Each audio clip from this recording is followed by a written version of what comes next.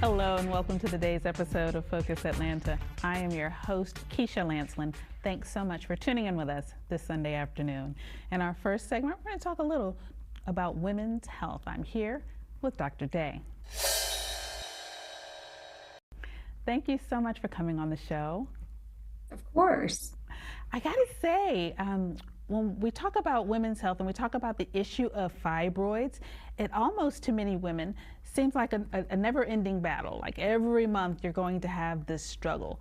What are you finding with your patients? Same. I'm finding that patients are coming to us, unfortunately, having done that for years and years and years, because they were told at some point, well, this is normal, or your option's a hysterectomy, and that, scares people and they go retreat. And then they don't come until they really, really need treatment. Bleeding gets really, really heavy, uncontrollable, missing days at work or school. People that are having so much pain that they can't tolerate normal day-to-day activities anymore. Or they've been trying for fertility for years and years, and now, oh goodness, we need to talk about it. So unfortunately, we're seeing people coming later and later. When we want to see them earlier, of course, where we can do more options. I love that. That word excites me, options, because I think that you're right. I think that typically women, we feel like the only option is, oh no, I'm going to lose my uterus. If I go to the doctor about this, if I go complain about this, I'm never going to have kids. I'm always going to have these painful cycles. But you're saying that there are options if we get to you a little earlier.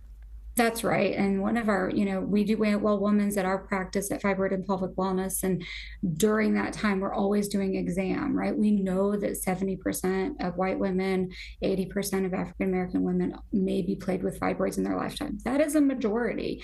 And we're finally talking about it more and more. But we do an exam. We may do an ultrasound, may do an MRI. It all just kind of depends. But when we find things, we're able to talk about different options we have. And you're right. Back in the day when I was in training, even, it was hysterectomy or bust, which is a very maximally invasive approach to treatment and certainly not meeting patients where they are, especially if fertility is something they want to accomplish. Additionally, there's myomectomy. We have additional options that have been out probably the last 15 years or so and slowly gaining some traction. We have a new procedure with radiofrequency ablation that we can do. Radiofrequency ablation is a technology that has been used in other fields of medicine for a long time. But finally, I think it has, come to the GYN world, and we finally found an application for it with these fibroids that is just tremendous. So with the radiofrequency ablation, I'm able to same day take patients to the operative room, get their fibroids treated, their heat treated and ablated, and then they go home the same day. Shrinks the fibroids some, but really endpoints that are important are, can you get back to normal life? What is your bleeding pattern like? Is it tolerable? And then we can kind of go from there. But really, it has been a huge change in my practice. I've found more and more patients that are interested in this in and out approach, get back to normal life approach than this maximally invasive approach. Absolutely, absolutely. And I think that the fear of that, huge surgery, the fear of, doing something that we can't roll it back, we can't take it back, that's going to, be a consequence for women is what keeps them from having the conversation. It's what keeps them from saying, oh, I'm going to suffer in silence like my mother did or like my grandmother did. To that point, with that statistic, is it genetic? Like, why do so many women have fibroid issues? It certainly is genetic, and if it runs in your family, I'm even more proactive about looking for fibroids.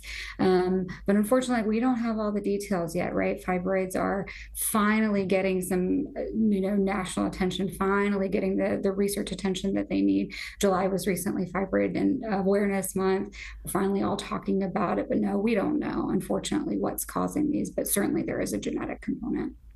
Well, I just wanted to have you on the show to start the conversation, to say to women that they're not alone and they can have these conversations. And obviously your gynecologist is the first step. So thank you for your time. Thank you for having the conversation, starting the the walk to wellness for a lot of women. We appreciate it. Certainly. Come visit us at Fibroid and Pelvic Wellness if you want to chat more about your fibroids.